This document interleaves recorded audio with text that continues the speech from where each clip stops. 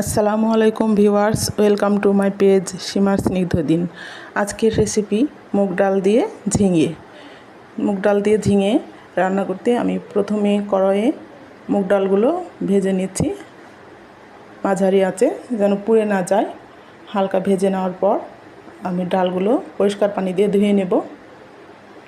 এদিকে আমি কড়াইয়ে পানি দিয়ে দিয়েছি পরিমাণ মতো ডাল সেদ্ধর জন্য। পানি ফুটে আসলে ডাল দিয়ে দিচ্ছি সেদ্ধর জন্য ধুয়ে রাখা। ডাল উপরে যে ফেনাটা উঠে আসবে, ফুটে আসলে সেই ফেনাগুলো আমি তুলে ফেলে দেব, দিয়ে ঢাকা দিয়ে দেব। ঢাকা দিয়ে এদিক দিয়ে ডালটা আমার সিদ্ধ হয়ে এসেছে। 12 থেকে 15 মিনিটের ভিতরে ডাল সিদ্ধ হয়ে যাবে। সিদ্ধ হওয়া ডালে আমি ঝিঙেগুলো দিয়ে দিচ্ছি, পরিষ্কার করে ধুয়ে নিয়েছি কেটে।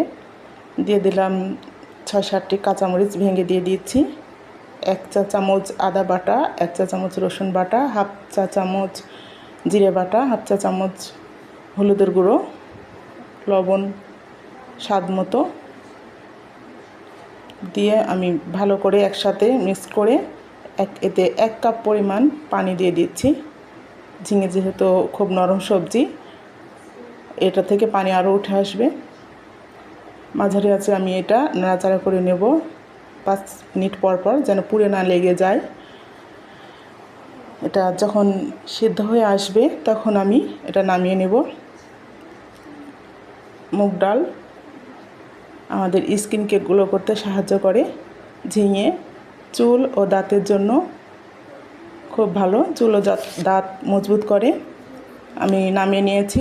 তারপরে আমি কড়াইয়ে দিয়ে দিলাম তেল পরিমাণ মতো, ফ্লেভারের জন্য 2টি শুকনো মরিচ, 3টি পেঁয়াজ দিয়ে দিয়েছি কুচি করে, সামান্য একটু লবণ দিয়ে দিলাম, রসুন কুচি দিয়েছি 1টি বড়, দিয়ে ভালো করে ভেজে নেব।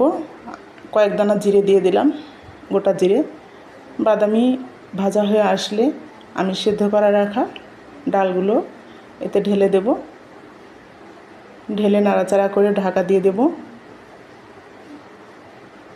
ব্যাস, তৈরি হয়ে গেল আমার মুগ ডাল দিয়ে ঝিঙে। ভিডিওটি আপনাদের ভালো লেগে থাকলে আমাকে ফলো এবং সাবস্ক্রাইব করুন।